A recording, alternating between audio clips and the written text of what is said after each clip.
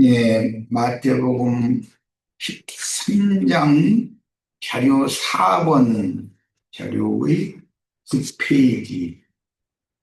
예, 천국농사 기후에서 아라리 추수와 곡식 추수에 대한 예언을 하셨었는데, 계시록 14장 17절에서 20절 인용을 드립니다. 또 다른 천사가 하늘에 있는 성전에서 나오는데 역시 예리한 낯을 가졌더라. 여기 예리한, 날카롭다라는 말이고, 낯을 가졌더라. 그러니까 이것은 이제 베는 이야기죠. 탈곡하는 이야기는 아니고, 그 룻기에 그게 추수 때였었기 때문에 그 보아스의 밭에서 베는 자들이 있었고, 룻에게는 베는 자들 곁에서 주어라 그러고, 베는 자들 보고 한 줌씩 주면서 줌씩 이게, 예, 그 룻은 이삭 짓기를 편하도록 이렇게, 예, 한 줌씩 이렇게, 주어라, 이런 말씀이 나오죠. 우리가 지금 신앙생활을 한다는 건, 이 생에서 신앙생활하는 것은 이삭 줍기 하는 것이죠.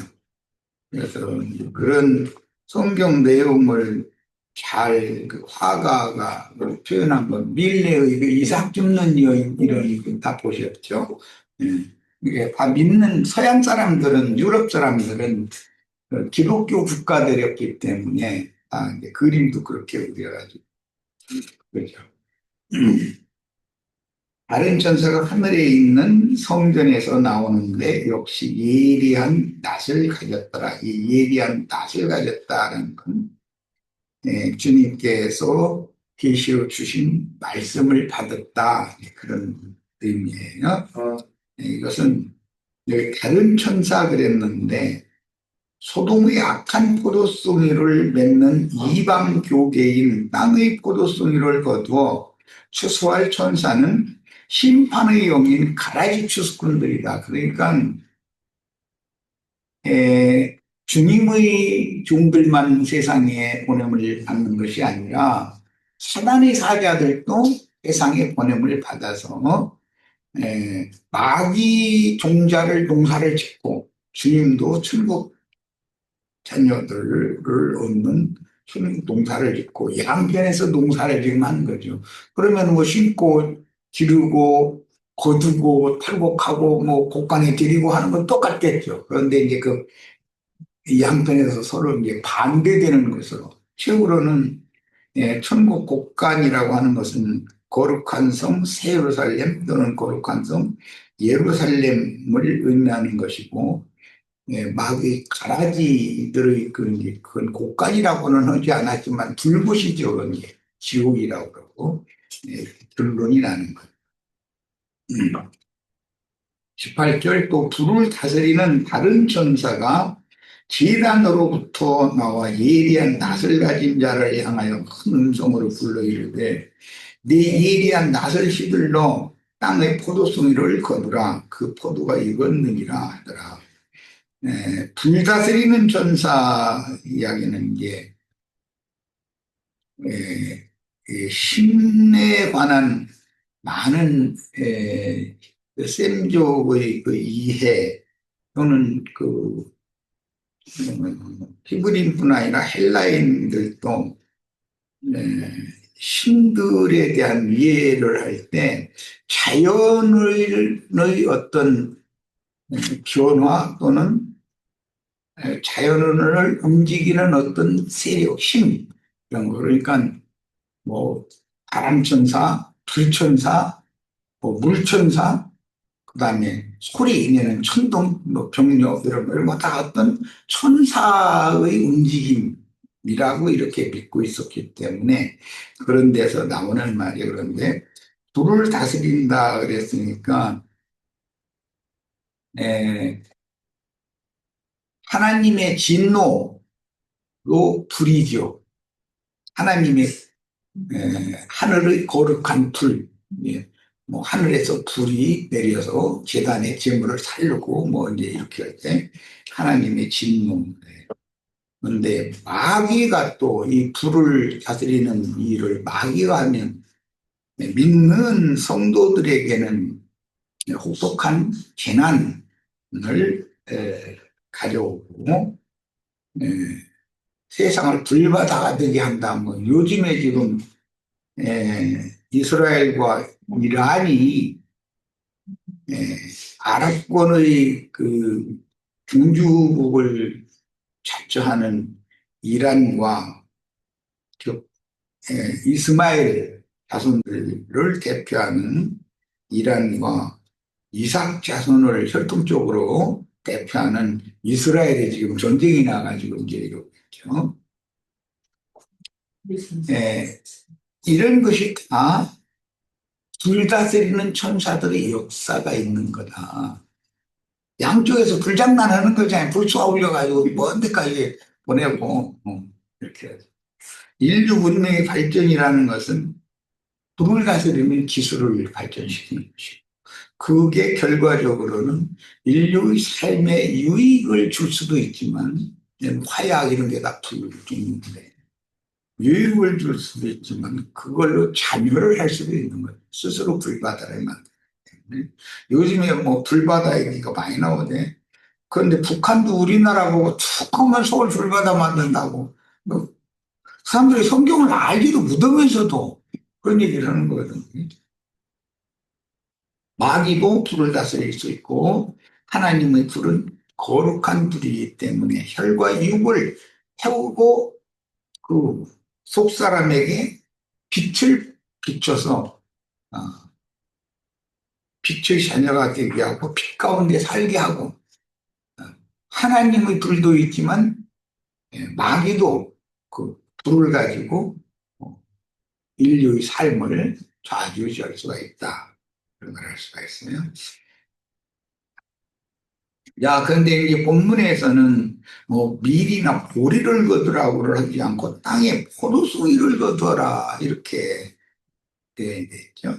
마태복음 13장에서는 가라지를 거두는 얘기가 나왔는데 예, 포도송이도 이사야 5장에 나오는 극상품 포도도 나오지만 신명기 32장에 보면 소돔과 고모라의 포도라고 하는 포도도 있다. 이렇게 돼 있어요. 네, 성경은 모두 항상 참포도나무이신 예수님이 있으면 들포도나무인 율법 종교 지도자가 있게 마련이라 창세기 시작에서부터 생명나무가 있으면 수확을 하는 나무가 있는 것과 같은 이치죠. 그런데 여기서는 교회 시대 이방인의 때가 종결되는 세상 끝의 추수를 말하기 때문에 포도송이를 거두는 것으로 이렇게 표현을 한 거예요. 만약에 율법과 선지자의 때를 종결하는 때를 말한다면 무화과나무를 저주를 했더니 열매를 맺지 못하고 잎만 무성한 무화과나무가 됐다. 뭐 이렇게 표현을 하는 것이죠. 이게 나무에 대해서 마태복음 13장은 특히 두 나무에 대해서 표현하고 있기 때문에 우리가 이제 말씀을 읽을 때는 영감을 받아서 잘 해석을 할 수가 있어야 되겠어요. 신명기 32장, 이사야 5장 이것은 조금 전에 인용을 한 것처럼 하나님의 극상품 포도나무 이건 이제 예수님과 제자들 그 포도나무 가지들이죠. 그런데 소돔과 고모라의 포도나무는 롯의 그 후손들과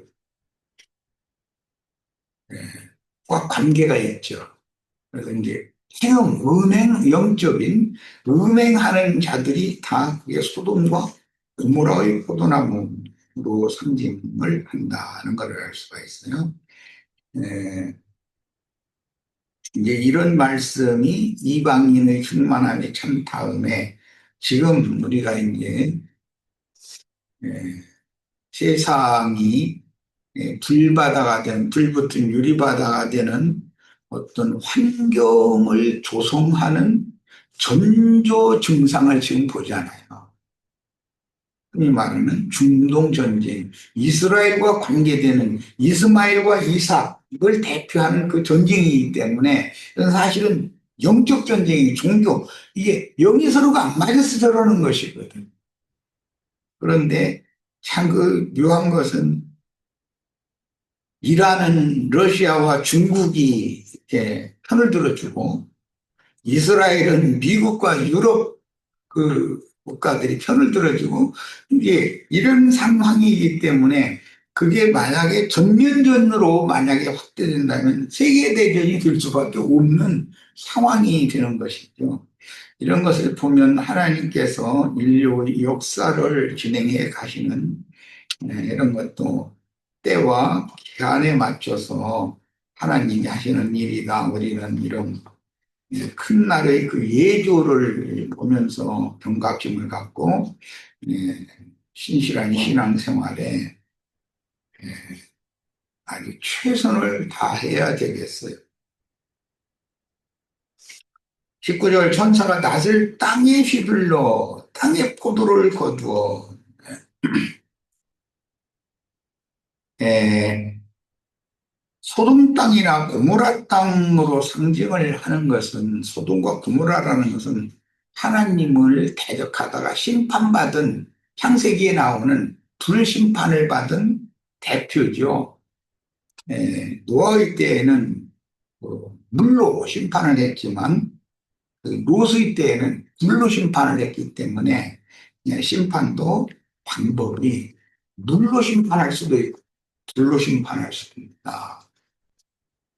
이게 물이라고 해도 뱀의 입에서 나오는 예, 아기의 동물이 있고 예수님의 입에서 나오는 생명수의 물이 있어서 궁창 위에 물이 있고 궁창 아래에 물이 있으니까 두 물이 합하여 큰 물을 이루게 되면 홍수가 되면 그게 오히려 심판인 것이죠. 적절한 비가 꼭 내려야 하는 장소에 하늘에서 비로 내려줘야만 비가 땅에 유익을 주는 것이지 지나치게 많이 내린다든지 또는 내리지 않는다든지 그러면 그것은 재앙이 될 수가 있는 것이죠.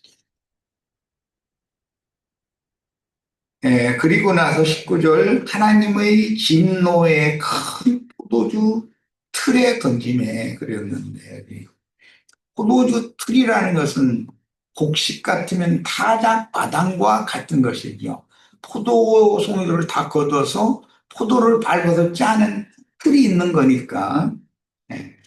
그런데 하나님 그런데 여기서는 진노의 하나님의 진노의 포도주리 포도 틀이라고 했기 때문에 그것은 밟아 짜는데 그것은 사람들에게 유익을 주고 기쁨을 주는 그런 포도즙을 짜내는 얘기가 아니라 이것은 동물을 짜내는 이야기이기 때문에 예, 악한 용들이 악한 영에게 사로잡힌 신자들의 그 영혼들이 그렇게 하나님에 의해서 심판을 지금 당하는 건데 이것이 추수의 그 마지막이죠. 곡식 같으면은 곡식 떠는 것이 추수의 마지막이니까 그런 것처럼 포도 농사를 지었으면 포도 송이를 다 걷어가지고 포도즙 틀에다 넣고서 밟아서 이제 옛날에는 밟고 짰지만 지금 뭐 기계다 넣고 기계 벌려서 이렇게 즙을 짜냈는데 이것은 추수의 최종 단계죠. 베는 것이라는 것은 세상과 세상에 있는 것들을 미련을 가지고 있고 사랑하는 마음을 가지고 있고 그런 것을 잘라낸다는 것이죠. 사람들의 그 영혼이 땅에 뿌리를 내리고 살려고 하는 그 자체를 그걸 이제 잘라버린 것이죠. 땅에 뿌리를 내리지 못하고 그렇게 되면 건말르게 마련이고 사바르면 이제 그 곡식을 이제 털어서 곳간에 갖다 드리는데 이것은 처음에 믿음의 단계라고 하는 것이니 복음을 믿는다는 것은 예수와 함께 십자가에 나의 옛사람이 죽었다라고 믿어지게 만드는 것은 그 자체가 그게 땅의 기운을 빨아올릴 수 없도록 만드는 그런 베어냄과 같은 위치다. 그리고 사람이 온전케 된 다음에는 그 속 사람을 영광 가운데 취하여 가시기 위해서는 흙에서 취한 그 생명줄을 이제 끊어버리고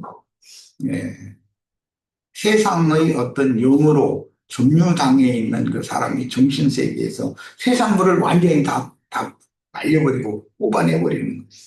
그리고는 육신의 장막을 벗기기 위해서 짐승들의 활동을 허락하시고 그다음에 육신의 장막을 벗으면 그 속사람이 영광중에 나타나서 영원한 세계에 들어가는 것, 그것이 이제 그 알곡을 퇴복해가지고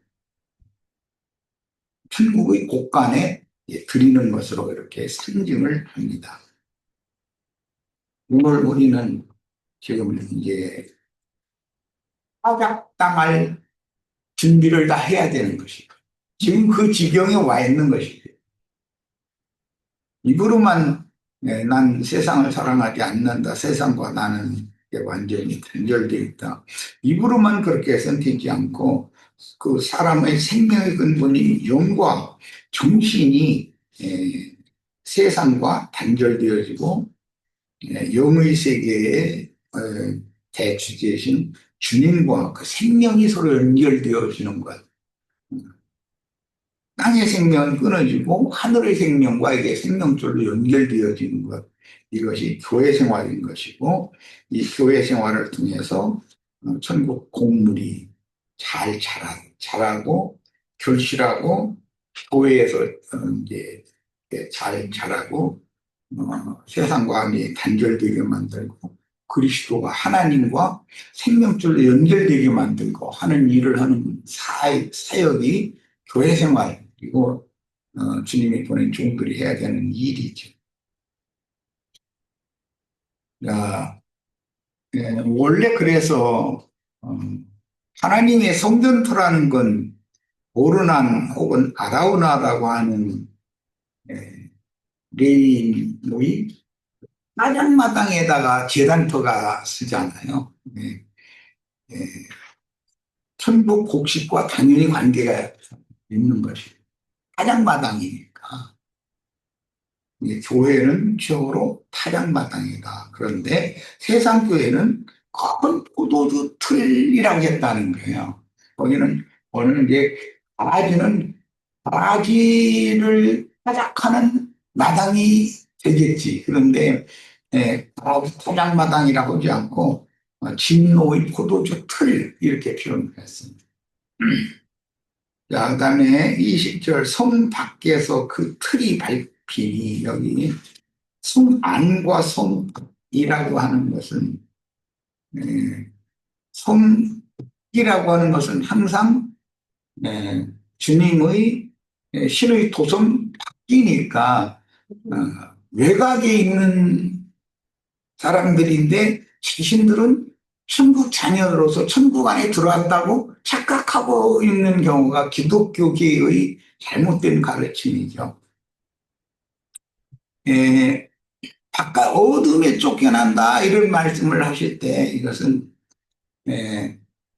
주님의 교회에 들어와도 마당만 밟는 자들이 있고 그 성소와 지성소 안으로 들어가서 하나님을 참으로 만나고 경배하고 그런 사람들이 이제 나눠지게 마련이기 때문에 성밖 이렇게 말하면 성전 아니지만 마당만 밟는 자들이 그게 성 밖에 있는 자들이죠. 그렇게 이해를 하시면 됩니다. 그 틀이 성 밖에서 밟혔다라고 하니까 이 말은 세상과 땅이니까 그럼 바깥 마당이라는 건 다 땅이잖아. 세상과 가깝지 하나님과 가까운 하나님 나라와 가까운 사람들이 사실은 아니기 때문에 성 밖에서, 어, 이건 다른 표현에서는 바깥 어두운 데 쫓겨나는 자들이라고 이렇게 표현되고, 이기는 자들은 거룩한 성 예루살렘 안으로 들어가는 권세를 갖는다. 이게 아니냐 바뀌냐. 최종적으로 하나님 나라가 완성이 되면 성 안은 새 우주를 다스리는 신의 그 다스리는 그 원리가 있는 처소인 것이고, 그 성 밖은 하나님 나라에는 다 들어가는데 성 안에 들어가는 권세를 얻은 자들과 성 밖에 있는 자들은 다르죠. 율법 시대에도 바벨론에서 포로에서 귀환된 자들이 소수가 있는데 그 소수 중에 10분 1만 예루살렘 성 안에서 살게 하고 10분의 9는 성 밖의 이스라엘 땅에서 살게 했다. 그러니까 하나님 나라에 들어간다라고 하는 개념과 신부의 성에 들어간다고 하는 개념이 다르다. 아무렇게나 믿어서 백성만 돼도 좋지 이런 신앙을 가진 것은 다른 가르침을 받는 사람들이 아니다라는 걸 알 수가 있습니다. 성 밖에서 그 틀이 밟히니 틀에서 피가 나서 발굴레까지 닿았고 1600 스타디온에 퍼졌더라. 여기 말의 굴레라고 하는 것은 마른 입이 이게 길기 때문에 거기에다 굴레를 이렇게 채워가지고 양쪽에 줄을 매서 말탄 기수가 그 말을 어구하도록 이렇게 돼 있죠. 그러니까 말의 굴레까지 피의 높이가 그렇게 높다라는 것은 어마어마한 많은 피를 하나님이 들포도송 약한 포도송에 의해서 포도즙을 그렇게 짜냈다라는 뜻인데 그 틀이 성 밖에서 밟혔다는 것은 세상 기억에는 세상과 함께 심판을 받았다라는 그런 뜻인 것을 알 수가 있어요. 자, 그다음에 요엘서 3장 1절로 3절 보라 그날 곧 내가 유다와 예루살렘 가운데에서 사로잡힌 자를 돌아오게 할 때 바벨론에서 사로잡힌 자가 소수가 돌아온 것과 같이 아시아에 있는 일곱 교회들에서 세상 교계에서 큰성 바벨론에 다 사로잡혀 음력 가운데 사로잡혀 있는 자들이죠. 그들 가운데 소수를 빼낸다는 논리. 그들을 통해서 하늘의 장작교회를 세우는 거기 때문에 예배당이나 성당에 다닌다 해서 다 성경이 말하는 돈을 받은 건 아니다라는 인식을 명확하게 할 필요가 있어요.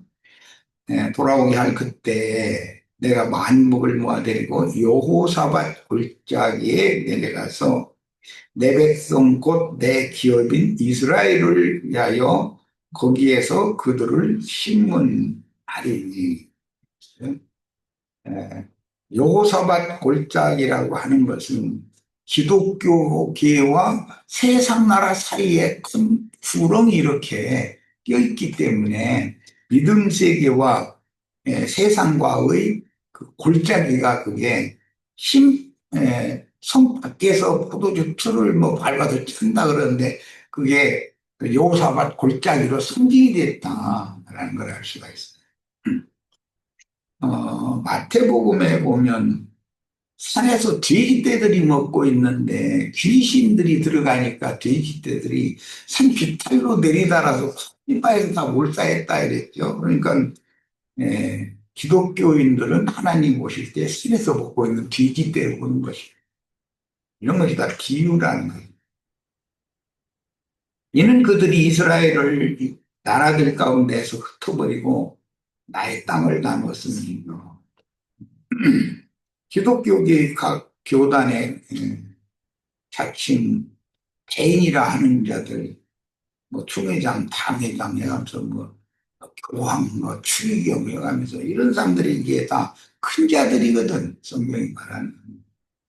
그들은 자기네들의 이름으로 많은 사람들을 모아서 큰 성당이나 예배당도 세우고 뭐 다 그러지만 하나님의 눈에 볼 때는 해치는 자들이지 그게 주님과 함께 모으는 자들이 아니라는 거예요. 주님과 함께 모으는 자들은 중매하는 자들이죠. 영혼들을 얻어서 주님의 것으로 이렇게 드리는 사람들이 주와 함께 중매하는 주님께 중매하는 자들이고 그게 하나님의 새 일을 동역하는 동역자들인 거죠. 이 기독교계에서는 뭐 교황이나 추기경 뭐 큰 예배당의 뭐 유명한 목사라고 하는 이런 사람들이 하나님의 동역자인 것처럼 그러지만 그게 온 땅의 모든 기독교인들을 일족같이 속이는 것이죠. 이게 다 가짜들이죠. 이는 그들이 이스라엘을 나라들 가운데 흩어버리고 그 지금 하는 짓이 다 그게 흩는 자들의 나의 땅을 담았습니다. 또 제비 뽑아 내 백성을 끌어가서 소년을 기생과 바꾸며 소녀를 술과 바꾸어 가셨습니다. 근데 믿는 신자들 자기 성당이나 예배당에 다 끌고 가가지고 이렇게 자신들의 부귀영화 누림을 위해서 사람들을 이렇게 요즘에 이제 그런 이야기들이 많이 나오는데 뭔가 세뇌를 영적으로 세뇌를 어릴 때부터 세뇌를 시키는 예, 사람들이 어떤 사람이 나중에는 말도 안 되는 거짓말을 하는데 요즘에 뭐 전광훈 이런 사람들이 말이 그게 그렇게 절대까지 믿어지는 사람들이 너무 신기하지 않아요? 우리가 보면 신기한데 그게 그 전광훈이 거짓 가르침에 세뇌당해서 그렇게 가스라이팅 당했다 그러는데 그렇게 된 사람들은 나처럼 가르치면 저 사람들은 너무 이상한 사람들인 거죠. 그 말이 믿어지느냐 이렇게 나오겠지 당연히. 음. 다 자기를 따르게 하는 사역을 일러서 내 백성을 끌어가서 소년을 기생과 바꾸고 소녀를 술과 바꿔 마신다 이렇게 표현을 합니다. 자기의 기쁨과 자기 누림이 되도록 하는 것입니다. 주님의 기쁨과 주님의 누림이 되어져야 되잖아 우리 영혼들은. 신부선 밖은 큰 음료의 성인데 1600스다디오는 에돔의 보스라, 에돔의 이 보스라라고 하는 지명을 가진 곳이죠. 에돔의 보스라, 여호사밧 골짜기, 즉 무깃도 골짜기까지의 거리를 상징하므로 변질된 소돔의 포도송이 육에 속한 신자들이 모이면 포도송이가 되죠. 한 사람 한 사람 포도 알갱이들이지만 이게 상징입니다. 생명을 구하려고 자신들의 보호처로 도망하다가 다 죽임을 당했다는 것이다. 그들은 그 바다의 생명, 세상적인 생명을 타고났고 그게 본성이기 때문에 산에서 먹던 돼지떼들은 산비탈로 내려다가 바다에 다 빠져서 한꺼번에 몰살한다는 거예요. 이런 것은 참, 그 비유가 참 너무 놀랍죠.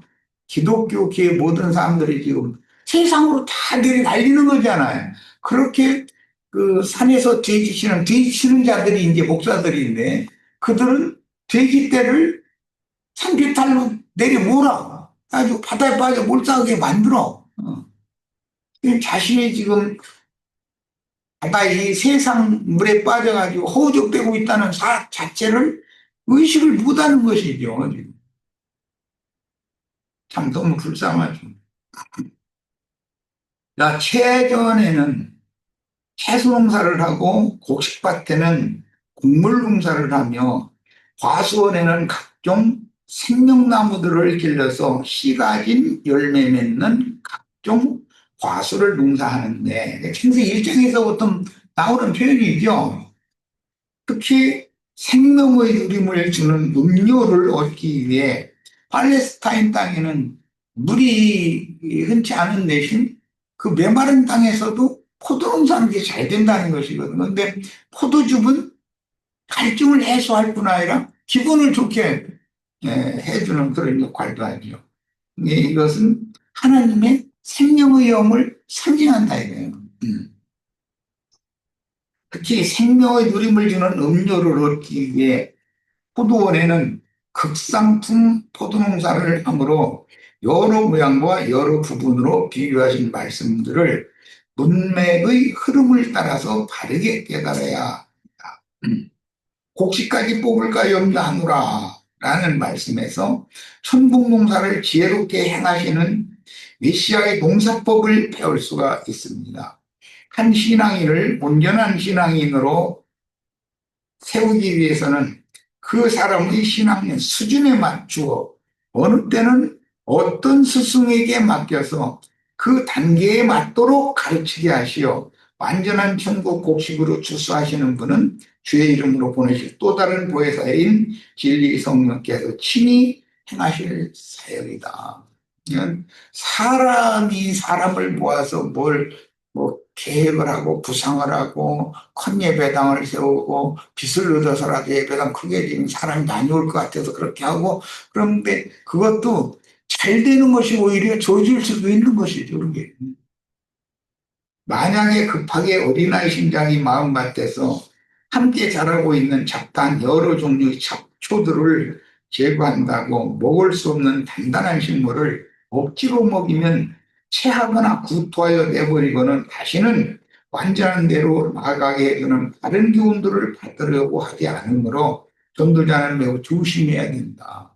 사람 만나면 그냥 영적 해가면서 무조건 아무리 진리의 말씀이라도 그 사람이 소화할 수 없는 너무 단단한 것을 자꾸 강제로 이렇게 먹여서는 오히려 사람을 잃을 수도 있다는 것이에요. 그러므로 자연스럽게 자라서 스스로 분별하고 음료 교회에서 도망하여 나와서 금기름을 사려고 헤매다가 우연히 주님이 보내신 증인들을 만나게 해 주셔야 하는 것이니 목양하시는 분은 여전히 그 영이신 주님이시다. 목자장은 주님이고 주님께서 목자들을 얻어서 보내시는 거죠. 우리는 곡물 추수기에 우연히 보아스의 밭에 이삭을 주우러 가게 된 룻과 때마침 자기의 농작물을 추수하는 곡식밭에 이른 보아스에게 우연히 룻을 만나게 해주신 하나님의 절대 주권을 믿어야 한다. 우리가 어떤 신앙에 입문해서 어디 열심을 내다가 어느 날은 다시는 거기서 자기가 절대 떠나지 않을 것 같고 거기다 코박고 죽을 것 같았는데 그렇게 안 되잖아요.